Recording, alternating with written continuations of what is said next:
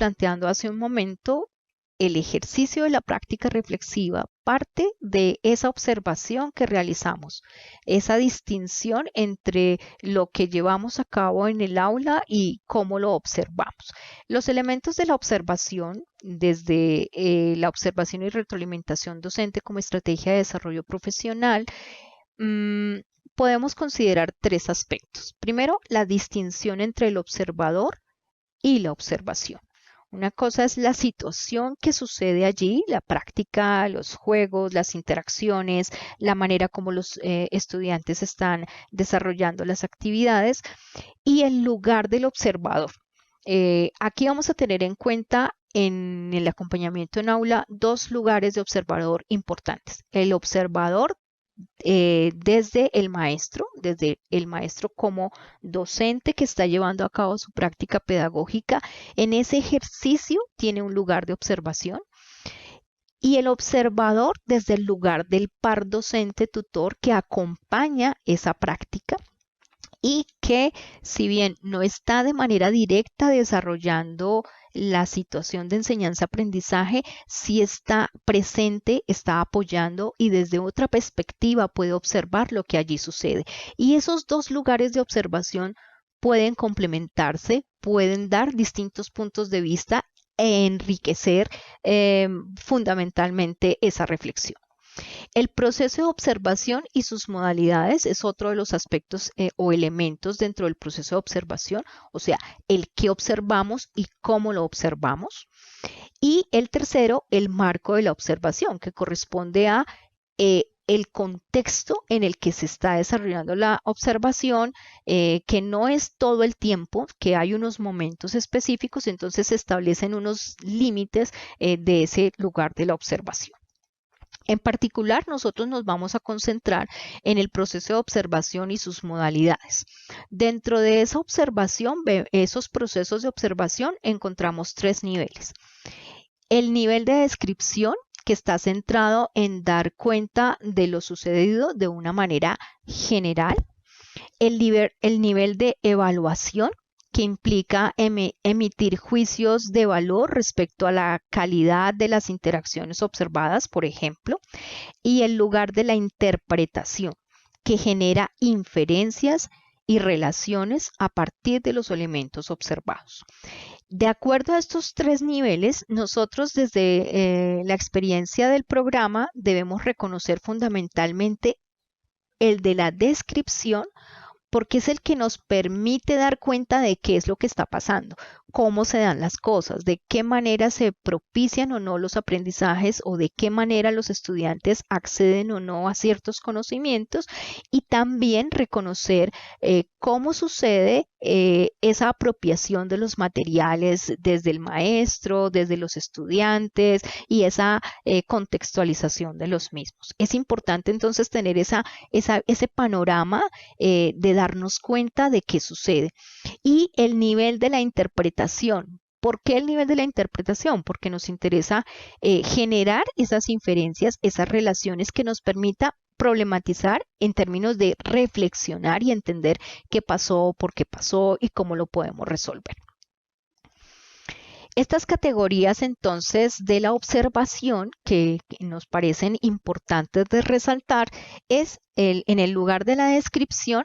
Tenemos dos niveles de descripción, que es la descripción general, que nos permite hacer registros de observación globales de la clase observada, el ambiente de aprendizaje, la forma de relacionarse, las posibilidades de interacción, el uso de los materiales.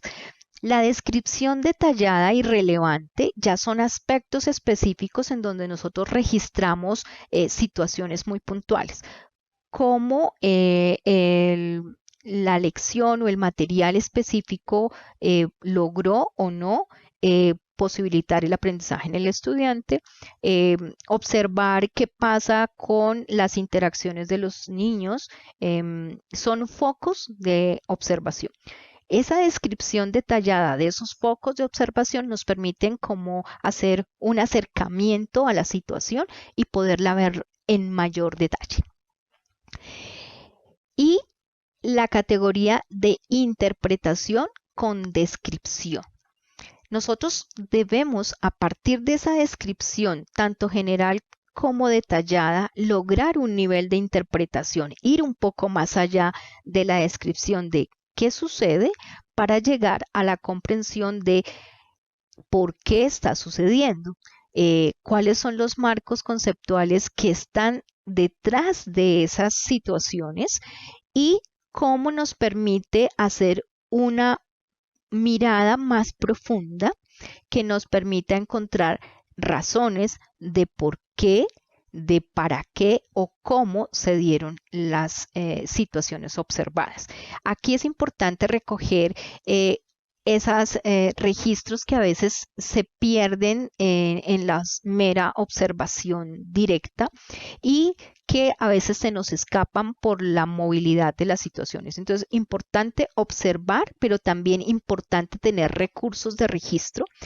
Puede ser un video, puede ser una grabación, puede ser una fotografía que a veces nos ayudan a recordar lo observado o nos permiten enfocar detalles que a simple vista no logramos recoger. Dentro de las estrategias y dispositivos, los procesos de acompañamiento pedagógico entre docentes, hay distintas estrategias y dispositivos para registrar la información, como lo estábamos diciendo hace un momento, y vamos a ver dos características de esos dispositivos. Hay unos dispositivos que están centrados en la interacción, que tienen que ver más con la observación, con el registro, que permiten el intercambio directo y la participación situada de sus protagonistas a partir del diálogo que se enriquece con referentes teóricos y aportes bibliográficos. En ejemplos específicos para nuestro programa están las formaciones en cascada, el trabajo de las comunidades de aprendizaje, ese acompañamiento situado desde la planeación, la observación y la retroalimentación, porque están situados en la interacción y es fundamental ese diálogo, esa comunicación con el otro, pero también ese compartir la información y posibilitar ese ejercicio de ida y vuelta sobre las apreciaciones de lo que estamos comunicando. Los centrados en la estructuración y la narración tienen otro nivel y están centrados particularmente en el ejercicio reflexivo ya registrado por los actores que participan del acompañamiento. En este caso estamos hablando de la escritura, el relato como principales herramientas de trabajo y de comunicación que permiten evidenciar el conocimiento y el saber pedagógico. Más allá del diálogo, entramos a un lugar de la enunciación de la reflexión y de darle comprensión a la misma a través de los informes, las bitácoras, los portafolios, la sistematización de las experiencias pedagógicas, los registros escritos de las observaciones, los informes, todos esos instrumentos de retroalimentación que nos permiten a través del ejercicio escritural llegar a otro nivel de reflexión más allá de la observación. En síntesis, el plan de acompañamiento tiene un sentido particular para el caso de nuestro programa. Se implementa para reconocer e incorporar las estrategias y herramientas que sugiere el programa en la práctica pedagógica, para promover el desarrollo y el aprendizaje de los estudiantes acorde a sus necesidades y particularidades. El plan incorpora al aula las estrategias pedagógicas acordes al contexto según su aplicabilidad ante esas necesidades identificadas por el docente y el tutor.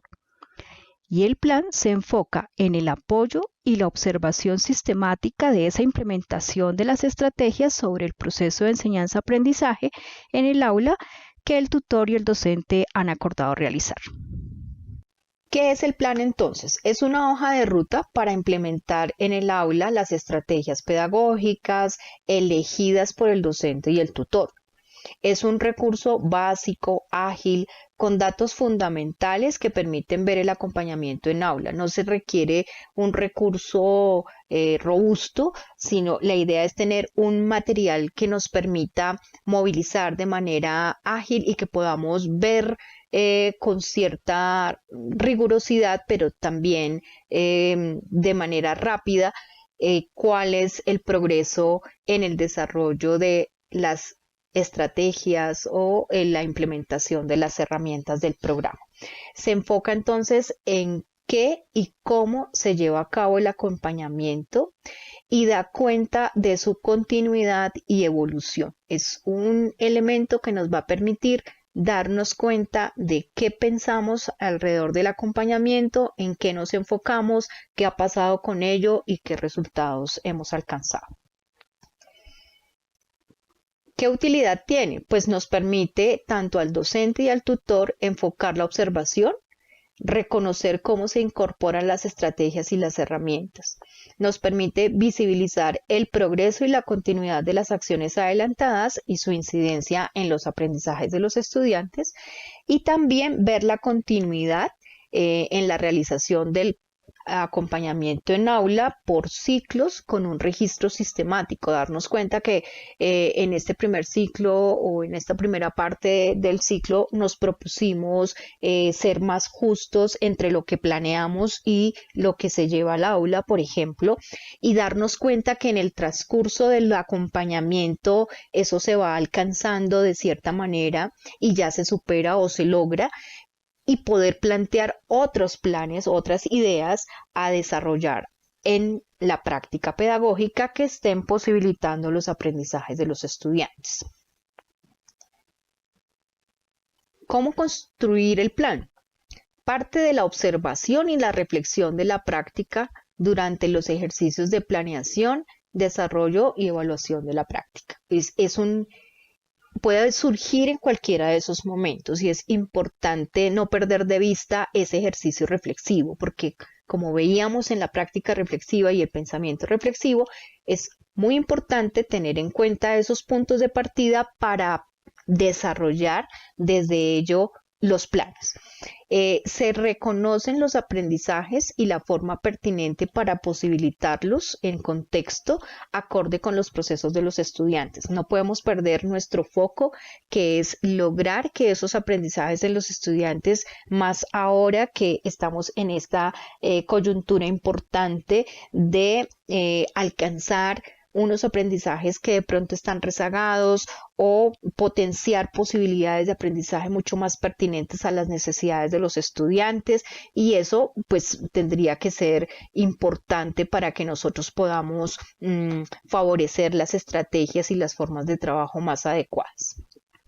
Se establece un plazo para el desarrollo del plan, de tal manera que el trabajo tenga una continuidad, pero que también tenga la posibilidad de dar cuenta de cómo avanzamos, cada cuánto nos vamos a encontrar para desarrollar el proceso y dar cuenta de esa secuencia. El plan de acompañamiento tiene unos momentos para su elaboración y construcción.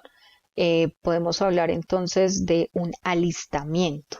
Este alistamiento parte, como lo estábamos diciendo hace un momento, de la reflexión sobre la práctica pedagógica, la retroalimentación que podemos hacer o que hemos construido en la relación de pares en el acompañamiento en aula, pero también sobre la información que tenemos, sobre los datos que podemos recoger a través de los resultados de las evaluaciones internas y externas sobre los aprendizajes de los estudiantes, esos ejercicios de entrega pedagógica que podemos realizar entre colegas, teniendo en cuenta el paso de un curso al otro, de un grado al otro, las trayectorias de aprendizaje que hemos visto, esa movilidad del aprendizaje de los estudiantes que estaban en unos procesos cognitivos más asociados a experiencias de conocimiento concretas, pero que ahora ya están llegando a unos niveles de representación mayor.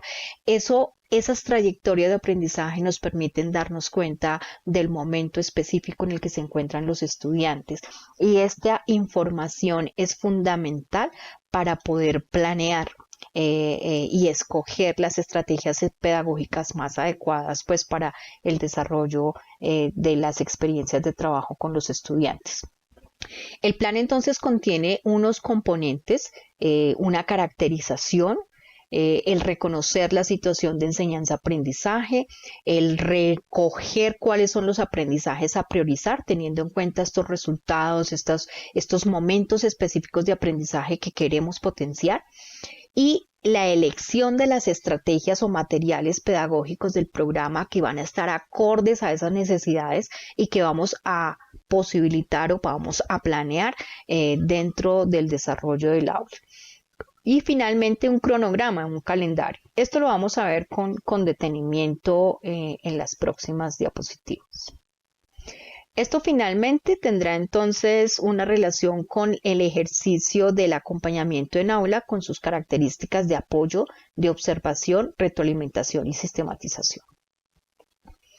Vamos a mirar entonces en el componente de la práctica un poco estos aspectos que nos permiten ver a través de un instrumento que es el que nosotros estamos proponiendo para el programa, que sería el anexo 5.1, plan de acompañamiento de aula, en el que nosotros vamos a consignar en esta primera parte la información general de la Secretaría, la institución, el ciclo, la fecha inicial y la fecha final del plan de acompañamiento y el área que decidimos acompañar, así como el grado que estamos acompañando. Dentro de la caracterización, vamos a encontrar una descripción de la situación de enseñanza-aprendizaje en el aula, lo que está sucediendo actualmente en el aula, lo que hemos observado, y refiere el estado y el alcance de los aprendizajes de los estudiantes. Desde la práctica de enseñanza nos formulamos preguntas orientadoras y el análisis de las situaciones asociadas con la práctica pedagógica a contrastar o a fortalecer y visibiliza la problemática a fin de planear, desarrollar y analizar alternativas. Entonces, esta reflexión e interrogantes a resolver, en principio estamos encontrando la situación actual, estamos haciendo referencia a cuáles son las preguntas que queremos enfocar y los aprendizajes que estamos en el interés de priorizar, esos aprendizajes a promover de acuerdo a los intereses, capacidades y potencialidades de los estudiantes, esas competencias y aprendizajes a favorecer en los estudiantes y las alternativas de enseñanza más pertinentes o efectivas que estamos identificando que puedan ser implementadas. Aquí en el acompañamiento en aula, en el objetivo del acompañamiento en aula, aquí tenemos que hacer una claridad y es que cuando estamos haciendo el plan de acompañamiento es un ejercicio que el tutor realiza en apoyo al docente desde esa reflexión sobre la práctica pedagógica y lo que estamos planeando acá es el acompañamiento en aula. Por tanto, el objetivo del acompañamiento enfoca y encamina el apoyo que se lleva a cabo con el acompañamiento que realiza el tutor con el docente.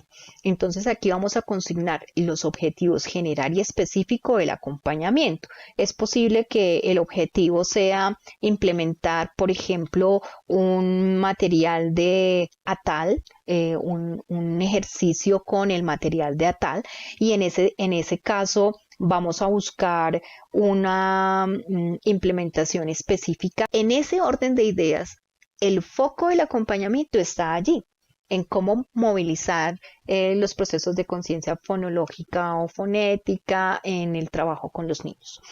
La estrategia pedagógica o material educativo acordado son los recursos, los materiales que tanto tutor como docente eligieron para llevar a cabo la estrategia. En este caso estamos hablando del plan alrededor del uso del material de ATAL. Y el cronograma que hace referencia a las actividades, sesiones y la secuencia de las sesiones, porque no necesariamente un proceso del uso de un material se resuelve en una sesión, sino que puede darse a través de 2 o 3 sesiones durante 1 o 2 semanas y eso es lo que se registra en esta parte. La otra parte del plan de acompañamiento es la sección que se denomina Bitácora de Reflexión Pedagógica.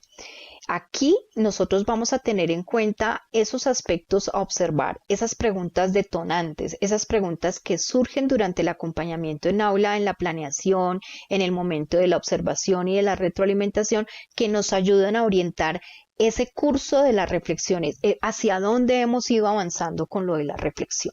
Entonces, aquí, en particular, la observación, docente y tutor acuerdan los aspectos relevantes a enfocar para la observación reflexiva y la retroalimentación pedagógica de la estrategia que eligieron, que puede estar asociada, por ejemplo, a factores relacionados con su aplicabilidad, su pertinencia, su efectividad, entre otros aspectos que podemos generar.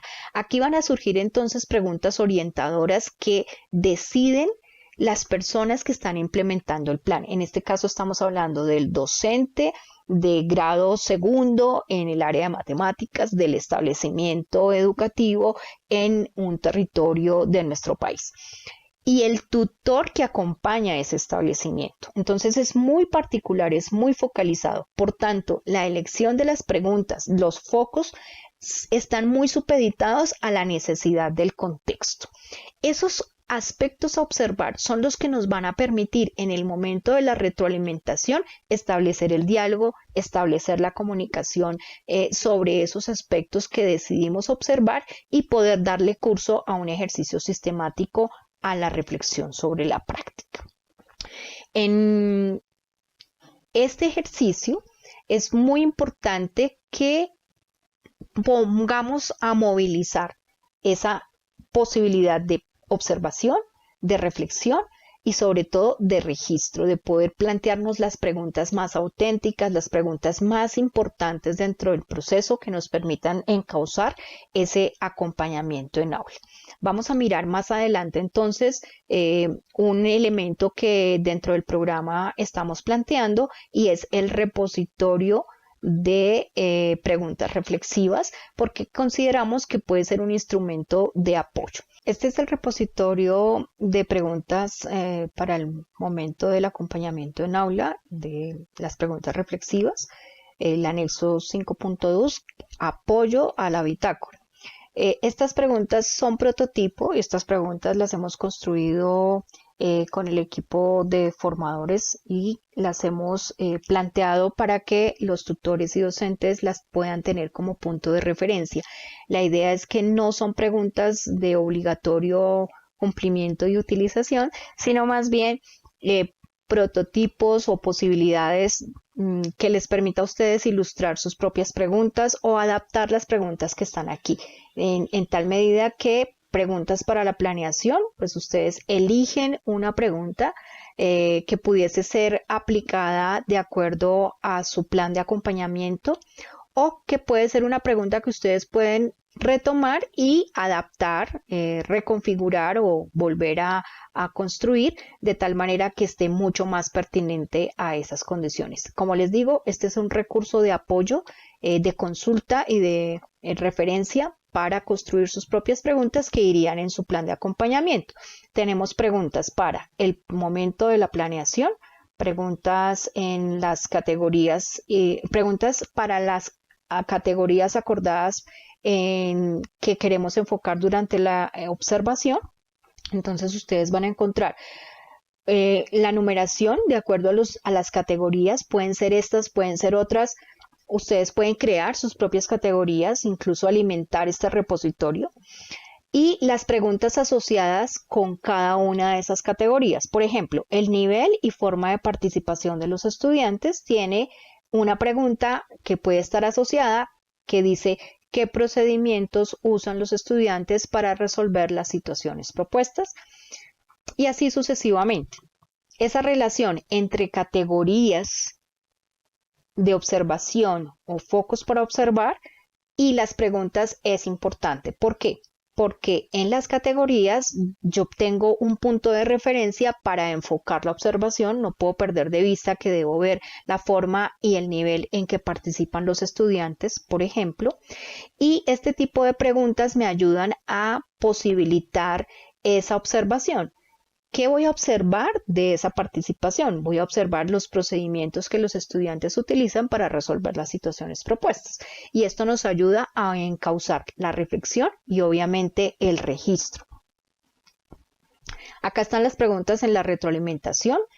Que nos dicen los datos y las situaciones identificadas, qué resultados obtuve y qué acciones de mejora puedo proyectar. Fíjense que son preguntas para el diálogo, para el ejercicio de conversación, aparte de hacer el análisis de lo que encontramos en la observación y en las categorías que observamos. También nos permiten estas preguntas encauzar el ejercicio de la retroalimentación, darle un lugar al diálogo y partir de unas preguntas que nos den elementos para construir esa reflexión y obviamente para construir las posibles resoluciones a las situaciones que queremos o que identificamos en la práctica pedagógica. En el momento en que ustedes construyan sus propias preguntas o adapten las que encuentren en el repositorio, deben tener presente que no todas las preguntas que podemos construir o idear son preguntas que posibiliten la reflexión sobre la práctica. Recuerden que es importante evitar utilizar preguntas de respuesta cerrada, preguntas que nos lleven a una sola opción de respuesta. Para el momento de transferencia, vamos a promover, contextualizar e implementar los planes de acompañamiento. ¿Qué buscamos con ello? Que efectivamente esta idea de desarrollar un plan de acompañamiento organizado, reconocido dentro de una estructura que nos permita hacerle ese proceso de continuidad, de verificar qué está sucediendo, qué pasó y cómo avanzamos dentro del plan, es lo que queremos que suceda en los acompañamientos en aula para este ciclo. La idea es que el trabajo con los docentes, el trabajo que hacen los tutores a los docentes, esté encaminado desde la comunidad de aprendizaje con los docentes. Es importante desarrollar una sesión de orientación para realizar los planes de acompañamiento en aula con los docentes. Esto busca entonces la implementación de las orientaciones y las estrategias pedagógicas del programa de forma contextualizada al aula y que priorice el fortalecimiento de los aprendizajes de los estudiantes. ¿A partir de qué? Pues de los recursos orientados dados para llevar a cabo los planes de acompañamiento que acabamos de revisar. La línea de acompañamiento en la ruta de formación para el 2022 está enfocada en el fortalecimiento de las capacidades y promover herramientas para el trabajo del tutor. Sin embargo, todos estos elementos que hemos trabajado aquí se desarrollan y son susceptibles de abordar con los docentes, dada su participación activa en el proceso de acompañamiento. Entonces, a lo que queremos llegar es que el plan de acompañamiento en aula es un ejercicio fundamental del tutor que corresponde con esa responsabilidad de llevar un proceso sistemático en el acompañamiento en aula. Pero ese acompañamiento en aula no lo puede hacer el tutor externo a la relación que tiene con el docente.